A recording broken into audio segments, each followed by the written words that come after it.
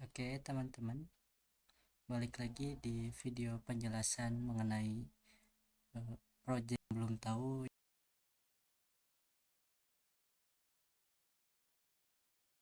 Uni NVT itu singkatan dari Uni Inventaris, cuman karena inventaris itu terlalu kepanjangan jadi disingkat jadi Uni NVT. Nah, itu cuman sekilas info aja. Nah, kalau buat video yang bakalan saya bahas buat kali ini, jadi pada saat saya record ini sekarang jam 8:40, setengah 9, dan sekarang tanggal 3 Agustus 2025. Oke, jadi untuk video kali ini saya bakalan menjelaskan mengenai sisi klien dari Uni NVT yang baru terbuat. Nah, ini project Uni NVT ini di saat saya record ini belum selesai projectnya, jadi ini buat penjelasan aja ke teman-teman apa saja yang sudah dibuat, siapa saja yang sudah saya buat di Uni NVT ini, dan peraturan yang harus diikuti saat teman-teman mau mengembangkan Uni NVT juga. Nah, jadi sebelum itu teman-teman bisa jalankan servernya dulu dengan mengetik php artisan serve di sini, maka ini websitenya akan berjalan. Dan nah, di sini untuk tampilan websitenya. Nah, untuk versi ini pada landing page-nya saya belum mengubah apapun. Jadi kalau misalkan teman-teman mau mengubah itu bisa di sini. Nah, ini sesuaikan dengan PPT yang ada di ini PPT dari pelajaran KIK. Itu kan menjelaskan mengenai perusahaan. Nah, nanti kita bakalan coba informasi yang ada di PPT KIK itu diterapkan ke landing page ini. Landing page yang ada di sini. Nah, ini landing page ini mengakses URL slash. Nah, URL slash ini seperti ini. Kalau misalkan dilihat, nah ini sebenarnya seperti ini. Nah, cuman karena ini tuh opsional pada website, kecuali kalau misalkan ada sesuatu ya di sini ya, nama. Nah, ini baru slashnya bakalan terlihat. Cuman kalau misalkan kosong seperti ini, jadi browser itu otomatis menghapus, bukan menghapus, menyembunyikan slash tersebut. Nah, ini artinya itu masih sama ya, ini masih mengakses slash walaupun di sini tidak ada karakter slash. Nah, oke, cara melihat slash itu URL slash itu ada di root. Nah, ini sudah terbuka. Nah, ini slash. Nah, slash ini berisikan function yang nantinya akan mengembalikan tampilan welcome bersama dengan data title yang berisi landing page. Nah, ini welcome ini, tampilan welcome ini dapat dari mana? Dia itu dapat dari folder resource, terus views. Ini views, langsung ada welcome.blade.php. Nah, kenapa di sini tidak menyertakan .blade.php? Karena ini tuh file bawaan dari Laravel. Jadi Laravel langsung mengetahui bahwa kita ingin membuka file welcome.blade.php. Jadi tinggal menuliskan namanya saja. Nah, isinya seperti ini. Ini masih template bawaan. Jadi teman-teman bebas mau mengubahnya. Nah, mungkin kalau misalkan ada pertanyaan gimana kalau misalkan mau nambahin CSS baru. Nah, kalau mau nambahin CSS baru itu bisa seperti ini. Teman-teman bisa langsung aja enter, langsung tambahin kode buat akses CSS barunya. Nah, begitu juga dengan JavaScript. Nah, teman-teman bisa di sini di bawah footer ini tinggal tuliskan text script seperti itu untuk penjelasan singkat dari landing page-nya. Nah, ini masih belum ada fungsi apa-apa ya. Nah, yang ada fungsi itu di tombol ini bagian login dan register. Nah, kita coba dulu yang register. Ini sedikit loading, kita tungguin aja. Nah, sambil menunggu mungkin saya bakalan jelasin. Di sini baru ada tampilan apa aja. Yang pertama ini ada tampilan dashboard. Nah, dashboard ini untuk admin. Sini ada tampilan out, ada login sama register. Nah, di sini komponen. Nah, komponen ini fungsinya untuk apa? Komponen ini fungsinya untuk dipanggil di layout ataupun di tampilan seperti dashboard admin. Nah, contohnya seperti ini. X navbar itu ini tuh merupakan pemanggilan komponen. Jadi tag ini tag khusus untuk memanggil komponen. Nah, ini komponen navbar ini dari mana? Nah, di sini ada komponen navbar .blade.php. Nah, kenapa harus ditambahkan X? Ini X itu artinya bisa diartikan cross, jadi melintasi. Nah, seperti itu. Melintasi navbar. Navbar itu dapat dari mana? Dari sini. Nah, jadi ini merupakan pemanggilan komponen di Laravel. Nah, seperti itu untuk pemanggilan navbar. Nah, di bawah juga masih ada. Nih, ada X footer, yaitu ini file footer akan dipanggil di sini di X footer. Nah, pada kasus komponen ini juga teman-teman bisa menumpukan komponen, misalkan X navbar ini. Nah, navbar ini misalkan teman-teman di dalamnya tuh mau ada X footer, nah itu juga bisa. Nah, jadi bakalan terpanggil terpanggil navbar yang di dalamnya tuh berisi footer. Nah, seperti itu kalau misalkan teman-teman mau bisa memasukkan komponen ke dalam komponen seperti itu. Cuman kalau misalkan teman-teman mau memasukkan komponen seperti tadi yang dicontohkan, nah teman-teman tuh harus harus menuliskan ini kode ini dalam kurung dollar slot. Nah, itu untuk memberitahu si Laravelnya bahwa komponen yang tadi itu mau disimpan di mana, di dalam navbar. Nah, ini navbar ini, file navbarnya ini cukup banyak. Nah, cuman di sini gak ada dalam kurung dollar slot.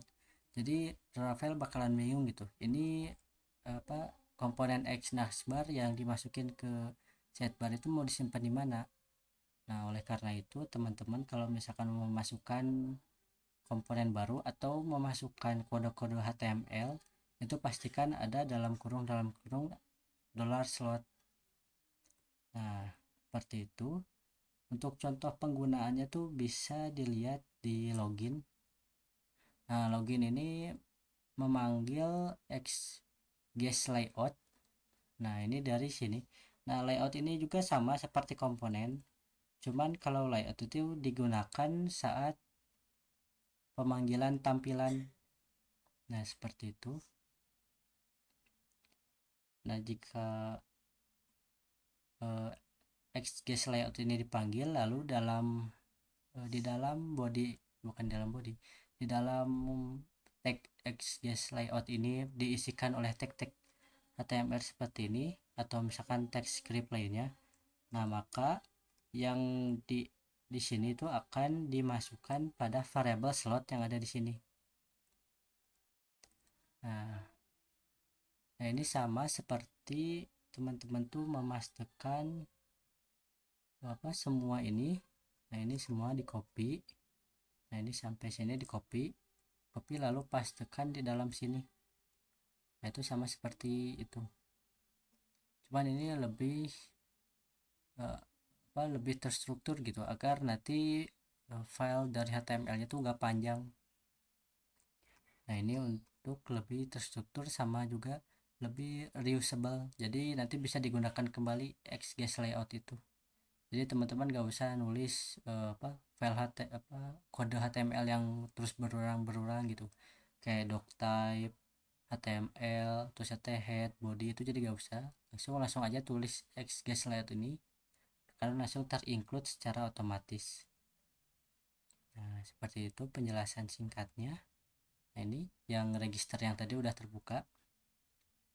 Nah, pada register ini ada 4 input yang diminta oleh website, yaitu data full name dari user, data email dari user, data password, lalu ini confirm password agar mencegah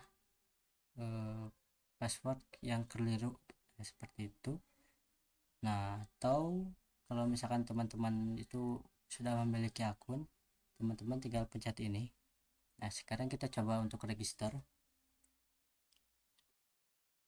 akun ini, namanya ini misalnya emailnya,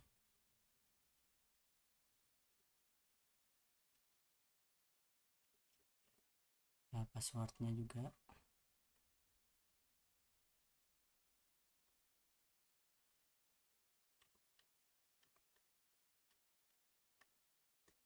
Nah, seperti ini.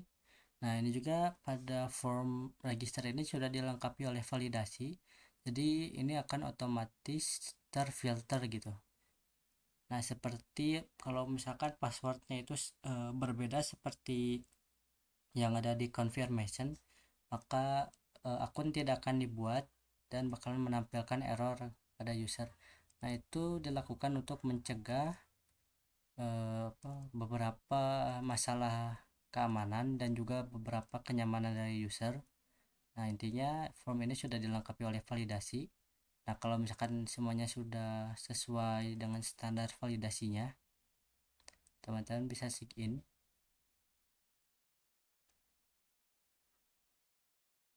Nah, tinggal ditunggu prosesnya. Nah, jika berhasil, maka website akan menampilkan alert sukses, account created, dan user akan diarahkan pada tampilan login. Nah, user tinggal memasukkan email yang tadi telah dibuat. Nah, passwordnya juga harus sama seperti yang tadi dibuat. Oke. Nah, kenapa harusnya kan tertampilkan home? Nah, kenapa ini malah tertampil di halaman forbidden? Nah, seperti yang sudah saya jelaskan di video sebelumnya, itu dikarenakan ada sebuah middleware yang khusus jika jika user mau mengakses home, nah ini slash home ini, nah teman-teman harus melewati middleware yang namanya check activation. Nah, check activation ini berfungsi untuk mengecek apakah user itu telah aktivasi atau belum. Nah, ini karena akunnya baru dibuat, jadi user pasti belum teraktivasi. Nah, itu alasannya kenapa kita ada di patch forbidden. Nah ini juga role-nya masih belum memiliki role dan aktivasinya tuh not activated. Nah, ini seperti pada perancangan tabel kemarin. Nah, hak akses yang dimiliki untuk memberikan aktivasi itu merupakan hak akses dari Sapras. Nah, cuman untuk aktor Sapras itu sebenarnya sudah ada. Nah, cuman untuk fitur pembuatan, bukan fitur, untuk fitur aktivasi ke user lain tuh masih belum terbuat. Nah, itu juga buat nanti kedepannya untuk yang mengembangkan. Nah, seperti ini alasan kenapa butuh fitur aktivasi, karena jika user baru pertama kali register, maka akun pasti belum teraktivasi. Nah, seperti itu. Oke, sekarang kita logout saja, karena itu untuk mencoba fitur outnya saja. Kita logout. Nah, jika lompat maka langsung terarahkan ke landing page lagi. Sekarang kita login. Nah, untuk login kali ini memasukkan email dari admin Saprasnya.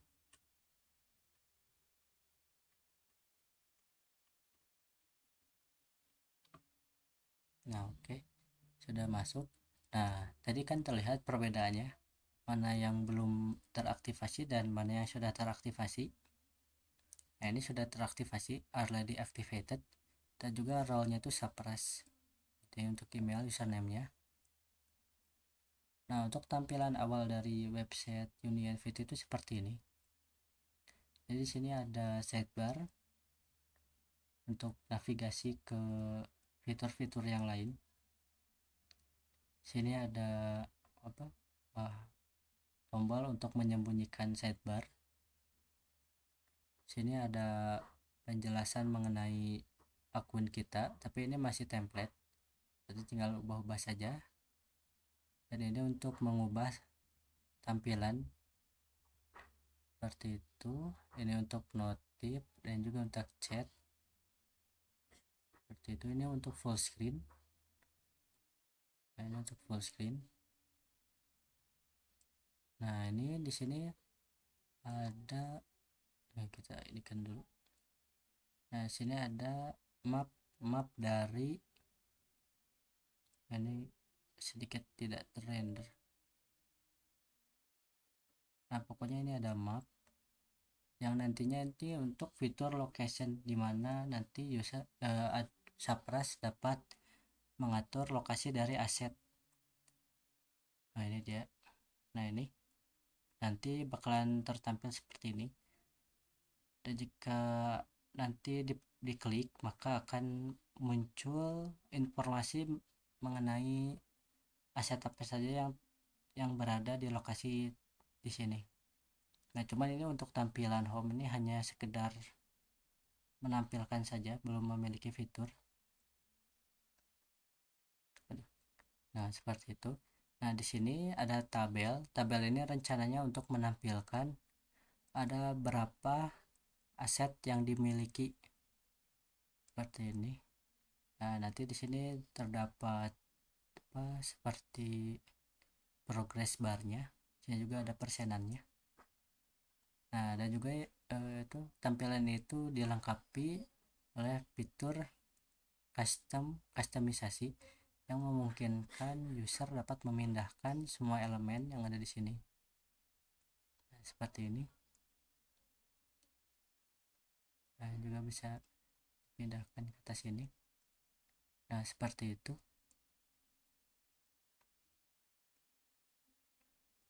Oke. Ini untuk tampilan home. Juga bisa diubah-ubah temanya. Nah, sayangnya untuk tampilan itu hanya terbatas yang baru dibuat. Hanya landing, login, register, forbidden, dashboard, bukan home, sama satu lagi dashboard. Nah, dashboard juga masih tahap awal, masih data dummy. Nah, ini rencananya dashboard ini untuk menampilkan pada Sapras aset apa saja yang tercatat atau ada aset apa saja yang dipinjam, dan untuk melihat catatan dari peminjaman ataupun aset tersebut. Nah, di sini ada tombol navigasi untuk ke beberapa fitur yang lain. Nah, itu tuh masih perencanaan. Nah, ini belum terbuat. Nah, mungkin buat teman-teman yang nanti mengembangkan itu mungkin ada gambaran gimana perencanaan dari tampilan website UniNVT ini. Nah, pokoknya seperti itu.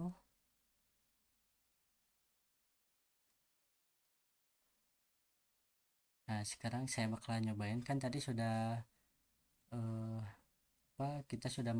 saya sudah mencoba login dari akun yang belum aktivasi, login dari akun yang sudah teraktivasi dan memiliki role Sapras.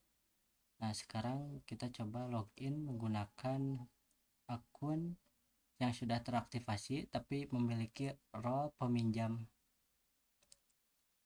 yaitu nah ini dari sini ya, user role. Kita login menggunakan email ini, passwordnya juga itu. Oke.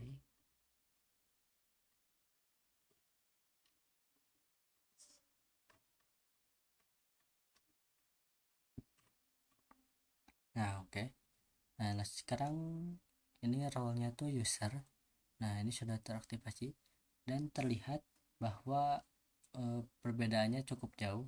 Yang pertama, apa, user biasa itu tidak bisa mengakses sidebar yang nantinya apa, user biasa tidak bisa mengakses fitur-fitur yang dapat diakses oleh Sapras.